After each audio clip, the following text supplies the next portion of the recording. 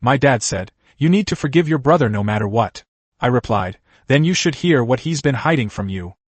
His entire attitude changed when he realized the son he'd defended for 30 years wasn't even his. I'm 32M, and the oldest son in a family where forgiveness has always been an obligation, not a choice. My parents raised me with one rule drilled into my head so often that I could repeat it half asleep. He's your younger brother, Daniel. No matter what he does, you protect him. That rule shaped almost every part of my childhood. Evan, my brother, 3 years younger, was the kind of kid who caused trouble and somehow convinced everyone he was the victim. If he broke something, I got blamed for not watching him. If he lied, I was told to understand that he's just emotional. If he stole my things, I was expected to share because brothers shouldn't keep score. Over time, scorekeeping wasn't the issue. The issue was that Evan learned there were no consequences as long as he played into the role our parents unknowingly built for him. The fragile one, the difficult one, the one who needed extra patience. I learned a role too. The responsible one, the quiet one, the one who swallowed everything. As adults, the pattern didn't just continue, it escalated. Evan's mistakes got bigger, but my parents' excuses stayed the same. When he lost jobs because he didn't show up, they said his boss didn't understand him. When he borrowed money from me and never paid me back, they told me not to stress him out. When he made cutting comments about my life, my choices, my relationship, they said he didn't mean it like that. I tried to keep the peace. Not because I was noble or patient, but because it was easier than triggering the family cycle of guilt, arguments, and Daniel, don't abandon your brother. Then I met Hannah. She was the first person who ever questioned the dynamic I grew up thinking was normal. She saw how Evan used me, how my parents pressured me, and she told me flat out that no healthy family behaves this way. She wasn't dramatic or confrontational, she just saw the reality I had been trained to ignore. Being with her made me realize I didn't want to spend the rest of my life playing the same role. It was the first time I started imagining boundaries, something my parents treated like an insult. Evan hated her for that. Not because she did anything to him, she barely interacted with him, but because she represented a version of me he couldn't manipulate. He liked the old version of me, the one who took responsibility for everyone's actions, including his. When Hannah and I got engaged, the tension only got worse. Evan acted offended, as if the wedding were an inconvenience to him. He joked loudly at family gatherings that I was whipped, that Hannah was controlling, and that I was changing. He said it with a smile, but the intention was obvious. And my parents, as always, pretended not to hear. 1 month before the wedding, everything imploded. Hannah received a long message from Evan late at night. He told her he couldn't stay silent anymore. He said he had seen me with another woman. He said I had been lying to her for months. He told her she deserved better and he hoped she wouldn't let the family fall apart because of Daniel's mistakes. Every sentence was a lie. Every detail was invented. And Hannah, being a decent human being, didn't scream or accuse. She simply brought the message to me the next day with tears in her eyes and asked, "Why would he say this?" I didn't have an answer. All I said was the truth. He wants to hurt me. 2 days later, she called off the wedding. Not because she believed him, but because she couldn't handle the chaos my family dragged into our lives. She said she loved me, but she didn't want to marry into a war. I didn't blame her for leaving. I blamed Evan. I confronted him once, and only once. He didn't apologize. He didn't even look guilty. His exact words were, "You'll get over it. You always do." That was the day I told him, calmly and clearly, "I'm done with you." I blocked him everywhere. I stopped answering family calls. I skipped birthdays, holidays, dinners. For the first time in my life, I chose myself. My parents reacted exactly how I expected. My mom cried. My dad lectured. They showed up at my door without warning. They sent messages telling me I was ruining the family. And my father, especially, became obsessed with one theme: forgive your brother. No matter what. He's family. It didn't matter that Evan had sabotaged my life in a way most strangers wouldn't dare to. It didn't matter that I had spent years covering for him. To my father, the principle outweighed the reality. Evan was the younger son. The one who needed protecting. I was the older one. The one who should understand. It didn't matter that I was the one bleeding. I was still supposed to be the one who cleaned the mess. The more my father pushed, the clearer things became. He didn't want peace. He wanted the old dynamic back. The one where Evan never faced consequences and I absorbed everything so the family could pretend we were close. One night, after another long phone call full of guilt and cliches about brotherhood, my father said, "A good son doesn't give up on family." Something in me snapped. I didn't yell at him. I didn't argue. I just hung up. 2 days later, my parents insisted on having a family sit-down so we could resolve things. I refused at first, but then I changed my mind. Because something had shifted inside me. I wasn't going for reconciliation. I wasn't going to play the role they expected. I wasn't going to swallow anything else for the sake of family. I was going because it was time they finally heard the truth. Not the twist, not the secret, not the heavy part I'd been carrying alone, but the truth about me. That I was done sacrificing my life so my brother could avoid accountability. That I wasn't going to keep pretending his behavior was normal. That I wasn't the one destroying the family. They were, every time they told me to accept what no one should accept. The family meeting took place on a Sunday afternoon at my parents' house. I drove there with no plan except refusing to let them lecture me again about forgiveness. When I walked in, Evan was already sitting at the dining table, arms crossed, pretending to look hurt. My mother hovered behind him like a shield. My father sat at the head of the table, stern and disappointed, as if I were arriving late to a job I was already failing at. The moment I sat down, he started. Daniel, we're here to fix this. Enough of this silent treatment. You two are brothers. This can't continue. I didn't respond. I waited for Evan to speak first, because I wanted to see what angle he'd choose. He leaned back, sighed loudly, and said, I don't know why Daniel is still dragging this out. I tried to reach out to him. I tried to fix things. He's the one who keeps shutting me out. My father nodded immediately, like that was exactly what he expected. Daniel, your brother has made attempts. This should not be going on anymore. That was when I realized they had already decided the narrative before I walked in. In their minds, Evan was trying, and I was stubborn. Hannah leaving me? A misunderstanding. Evan's lies? An emotional mistake. My engagement falling apart? A bump in the road. I said, Dad, you keep asking me to forgive him. Do you even know what he did? My mother jumped in before he could answer. We know Evan made a mistake, but punishing him forever is not the answer. Evan shrugged. I apologized. He hadn't. But correcting him felt pointless. My father said, Daniel, whatever happened, you can't hold it against him forever. Family is blood. And blood deserves forgiveness. That sentence landed like a hammer. He didn't know how wrong he was. But hearing him say it in that tone, like a judge, not a father, made something change in me. I said, so what you're telling me is no matter what Evan does, I'm obligated to forgive him? Yes, my father said without hesitation. Because he is your brother. I stared at him, then at Evan, who smirked like he'd won. And that was the moment I stopped trying to be diplomatic. Dad, you keep saying blood is everything. But you don't actually know what you're talking about. My mother's face tightened. Daniel, don't start. No, I said. I'm done letting this go. Evan's expression changed instantly. His posture straightened, and for the first time since I arrived, he looked genuinely nervous. He knew exactly where this was headed, and he knew he couldn't stop it. My father frowned. What does that mean? I looked at Evan and gave him one last chance, not because he deserved it, but because I wanted him to confront it himself. Do you want to tell them, or should I? My mother glanced between us. Tell us what? Evan shook his head. Daniel. Don't.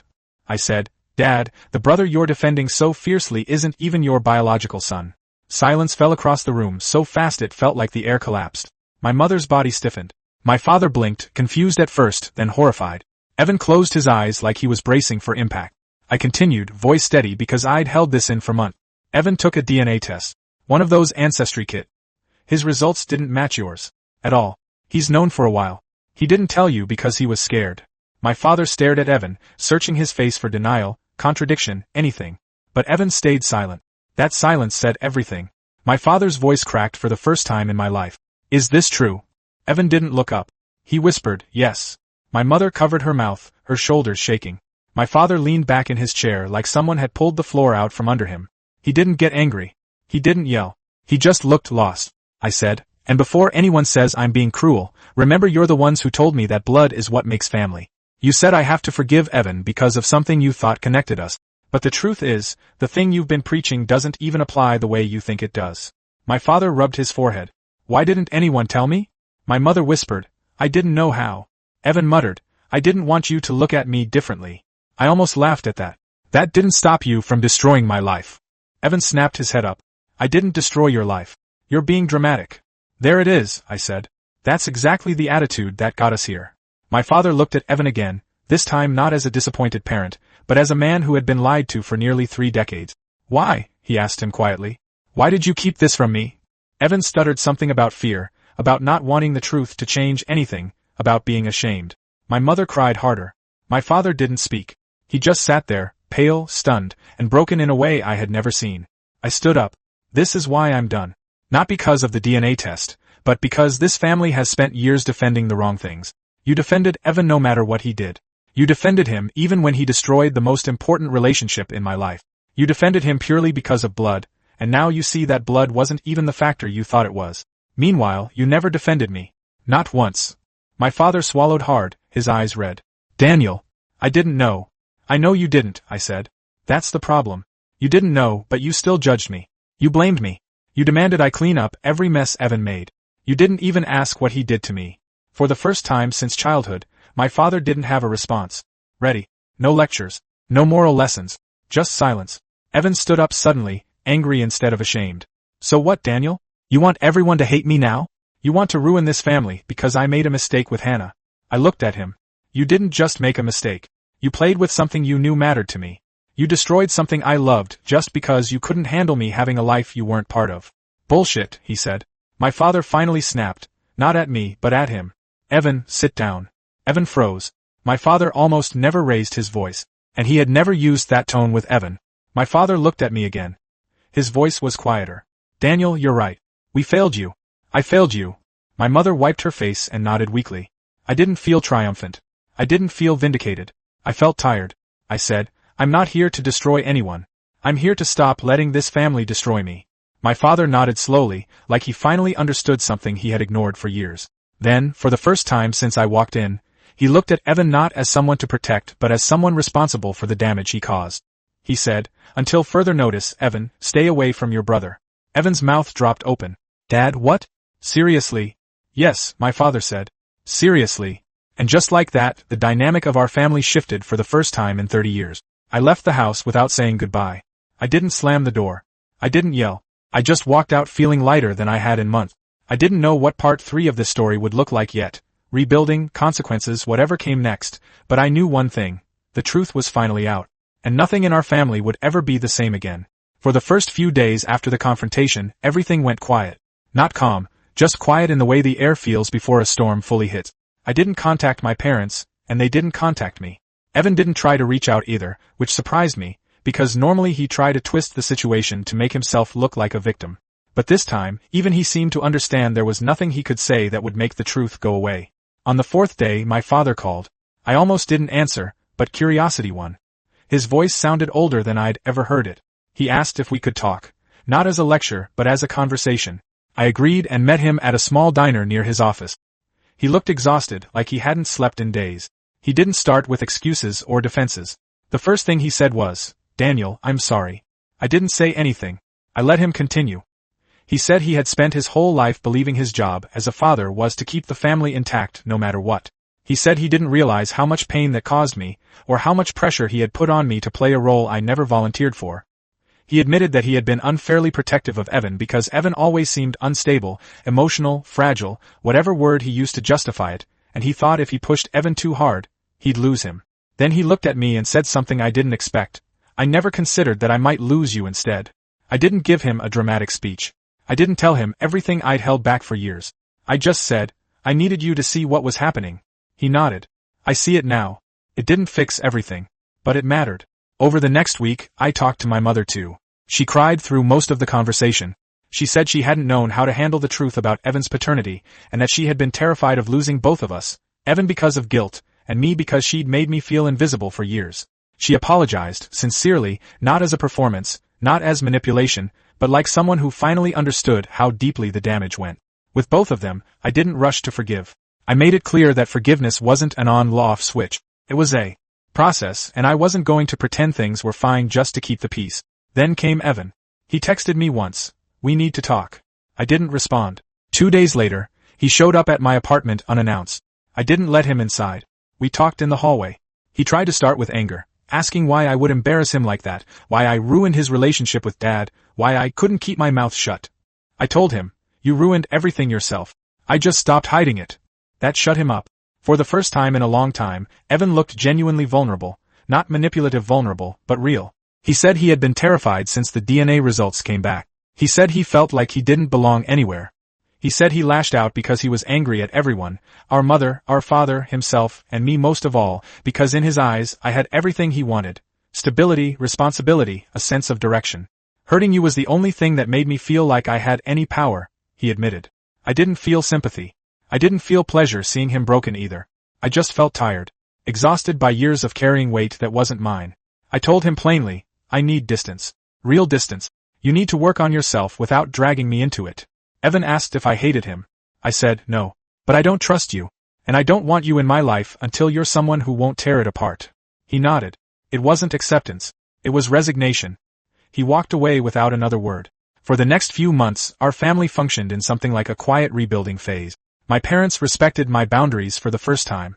No surprise visits. No guilt messages. No pressure to let it go. We had slow, careful conversations that didn't reopen old wounds. They began to understand that saying, we didn't know, didn't erase the years they didn't want to know. Meanwhile, Evan went very quiet. My father later told me he started therapy, which was the first genuinely responsible decision he'd made in years. My father, too, went to counseling, something I never imagined he would do. He said he needed help processing 30 years of believing one thing and learning overnight that the foundation wasn't what he thought. 6 months later, I got a text from my father. We'd like to have you for dinner. Just us. No Evan. No pressure. I went. And it was actually normal, calm, honest. The first time in decades that a family dinner didn't revolve around managing Evan's moods or sweeping issues under the rug. We talked about real things. My job. Their health. Even Hannah came up. My mom apologized again for not supporting me during that period. I didn't blame them for the breakup anymore. Not completely. Evan had started it, but the family dynamic had made it possible. And I wasn't ready for a relationship back then anyway. I needed to fix myself before I could fix anything else. 3 months later, I got a message from Evan, longer this time. He said he was trying. He said he was learning things about himself he didn't like. He said he understood now why I cut him off, and he didn't blame me. He didn't ask for forgiveness. He didn't ask to reconnect. He just said he hoped one day he'd be someone I could talk to again. It wasn't perfect, but it was the closest he'd ever come to accountability. A year after the confrontation, we had our first family gathering where everyone was present. I didn't know if I was ready, but I went. Evan was quiet, distant but polite. My father didn't rush to fix anything. My mother didn't force us to hug or pretend things were normal. For once there was no fake peace, just space. Space where everyone could breathe. Toward the end of the evening, Evan approached me. He didn't try to joke or act like nothing happened. He just said, I'm sorry, Daniel. For everything. I said, I hear you. Not forgiveness. Not acceptance. Just acknowledgement. And for now, that was enough. My father later walked me to the door. He said, family isn't blood, Daniel. I should have understood that sooner. I told him I agreed. As I drove home that night, I didn't feel triumphant or relieved. I felt something steadier, something like closure. The family I grew up with would never exist again, not the way my parents once tried to force it. But maybe that was a good thing, because the version we were starting to build, slowly, imperfectly, honestly, felt more real than anything we'd had before. And for the first time in a long time, I didn't feel like the only one holding everything together. So that's everything. Honestly, the next story is even more unbelievable. Follow for more, and tell me in the comments what you would have done in this situation.